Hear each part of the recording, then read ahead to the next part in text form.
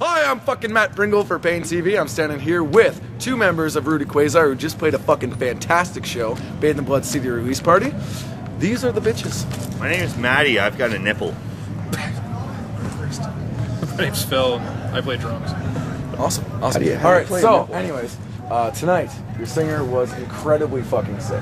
Yeah. From what I hear, you guys picked him up and he was ready to die. Oh yeah, he's been like that for 2 weeks. He has a giant puddle of puke on the other side of the building. It's fucking great, man. Thing, dude. Nasty. Oh, it's disgusting. So anyways, biggest thing I have to fucking ask you guys. Completely different from anything other that has ever happened in the city. What happened? Like, how did that artistically come together that you just decided to say, fuck it, let's not be a genre, let's just do this? Okay, I'll start this one and then I'll let Phil join. We started in, let's say, 2002, although I'm not sure on that. But Rod basically came to my house. He was like, hey, let's start a band. And he had this drummer, Eric, who's a good friend of ours. And so we started jamming, and what we were jamming on was like early 90s dance tunes and shit like that, like fucking TLC and fucking just retarded bullshit. And I thought it was great. Like, I was having tons of fun, and then we just jam it out. And then they showed me like Zappa and shit like that, and I was like, holy fuck, music doesn't have to be just like one thing, you know? And so we started experimenting, and we throw like different things into the mix and shit. And we ended up jamming in my parents' basement for 3 years before we ever played a show. And by that time, we decided that playing everything as fast as possible was the best idea in the world. And then we saw the Dillinger Escape Plan, and their stage moves influenced us as well. And then Eric had to leave to go to Thailand, and then Phil joined the band. Phil, the drummer. And Phil can take it from here. I joined the band and started booking shows, and then I booked more shows. Yeah, and pushed us into going to we did a couple of jam nights in the falls, and met a guy who's like, yeah, come down to my studio and record, and he's gonna do like 2 or 3 songs, and he guess I like the band so much, he's like, yeah, fuck, do a whole album. So we did a whole album. Oh, shit. And that's what we hear on MySpace. Yeah. And you hated us at first. What was it? Yeah, what, your band? Yeah. Yeah, sure. Why not? Well, I heard Cow Commander. Honestly, like, how do you, like, what goes through your mind when you're, is that a lot of drugs? No, that's actually nil on the drugs. That's a lot of booze. Oh, yeah. Fucking nice. But, I mean, that's an everyday thing. Oh, So. nice. All right, so I have to ask. I was going on your MySpace, because every band has a fucking MySpace. That's how we promote ourselves. Yeah. And I read this story about you guys playing in Port Colborne. And as the story goes, I'll tell the folks at home. As the story goes, they were playing a show in Port Colborne. They were told they had to play X amount of covers. Met that, and then when they started to play your own songs, right? Pretty much got told to leave. Yeah, that's pretty close to the truth. Yeah. What happened was they told us we needed to play X amount of covers. That's right. So Rod started out as a solo thing. He did a bunch of covers. Yeah. Then him and Phil went up, did a bunch of covers. Then we did a short original set as Quazar. Then they went up again and did a bunch of covers. Then the bar was packed at this point, mind you. Like, there was probably 100 people in a shitty little fucking Port Colborne bar that sucks balls.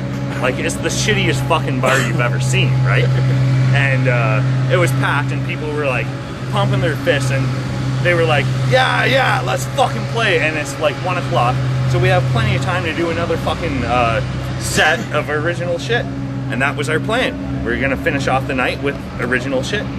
And we go up on stage, or no, we didn't even make it on stage. The owner of the bar, Yeah, the other bar took Rod aside and said, hey, this is my business, I don't book original bands, if you want to play original shit, I'm pretty sure someone just got shot. Yeah, if you want to play original shit, go to Toronto. Don't do that in my bar, I asked you for this. Either play covers or don't. Yeah. becoming this huge debate is this is my business versus this is my art. Bullshit became bullshit. We go back inside. The power has been cut to the stage, and there's a bouncer standing there, making sure we don't play again. Wow. What the fuck? Yeah, it's fucking bullshit. I was standing outside smoking. That's right. I was smoking outside, and Rod came out, and he was like, "The bitch ain't gonna let us play anymore." And I was like, "Fuck the bitch!" And then the bitch was right there, and I was like, "Fuck the bitch!" So it just didn't work out nicely. You know, fuck Port Colborne. I think that's what we all learned today. Is exactly. Play with the vintage. Fuck everyone else. You want to do some Justin Timberlake or something?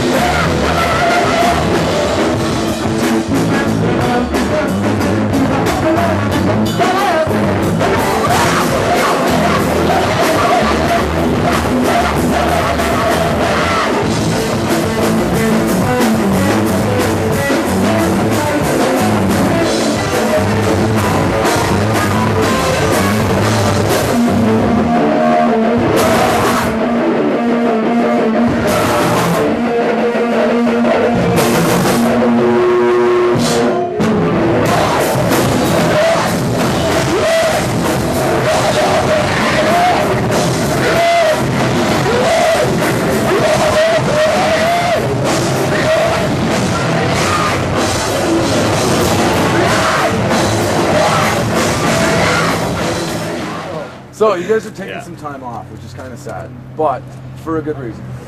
Hell yeah. You guys are kind of right, kind of figure things out. I know Rod's walking across. The guitarist is walking across Canada Yeah. for no reason.